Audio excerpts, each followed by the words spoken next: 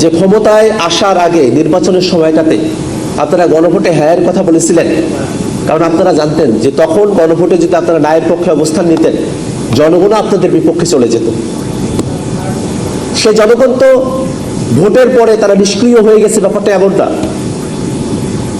এবং শুধুমাত্র নির্বাচনের মধ্য দিয়েই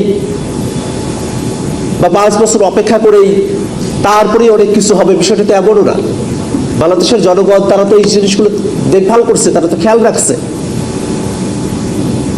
এবং তারা সকলে প্রত্যাশা করছে যে বিএনপি সরকার তারা জনগণের প্রতিকৃত যে ওয়াদা, সে ওয়াদাটা তারা পালন করবে। আমরা যেহেতু আজকে সারাটা দিন আলোচনা করব,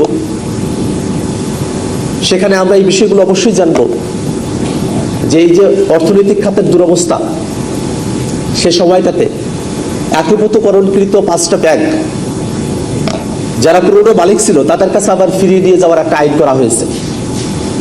এখানে একটা জিনিস খেয়াল করে দেখেন, ব্যাংক রেজুলেশন অধ্যাদেশটা যখন তারা নিয়ে এসেছে তখন 18 ধারায় তারা একটা সংশোধনী নিয়ে এসে সেটাকে পাশ করেছে। এটা অত্যন্ত নেতিবাচক। আমরা একই কথাটা মানবাধিকার কমিশনের ব্যাপারে, দুদকের ব্যাপারে, পুলিশ কমিশনের ব্যাপারে, গুম অধ্যাদেশের ব্যাপারে, সুপ্রিম কোর্ট সচিবালয়ের ব্যাপারে যে অধ্যাদেশগুলো আছে সে ব্যাপারে আমরা তাদেরকে বলেছিলাম। আপনারা তো বারংবার বলছেন যে এখানে এই আইনগুলোতে ত্রুটি আছে, আপনারা সেই ত্রুটিগুলোকে বাদ রেখে আপনারা সুন্দর একটা আইন প্রণয়ন করতে চান। আপনারা তো সুপ্রিম কোর্ট সচিবালয়ের জন্য, বিচারপতিতে নিয়োগের জন্য বা মানবাধিকার কমিশন, দুদক বা গুম, এই বিষয়ের যে অধ্যাদেশগুলো আছে সেখানে যদি কোনো একটা বিশেষ ধারায় যদি আপনাদের কোনো সংশোধনী প্রয়োজন বলে মনে করতেন, তাহলে সেই ধারায় সংশোধনী নিয়ে এসে আপনারা সেটাকে পাশ করতে পারতেন। সেই সুযোগ তো আপনাদের হাতে ছিল, কিন্তু আপনারা সেটা করেননি। এখন আমরা শুধু এতটুকুই বলবো যে সামনের দিনে আমরা দেখতে চাই যে আপনারা আসলে কত ভালো আইন আপনারা নিয়ে আসেন। আমরা সেটা দেখার অপেক্ষায় থাকবো। সেটা শুধু আপনারা, বাংলাদেশের আপামর জনতা সেটা দেখার অপেক্ষায় আছে।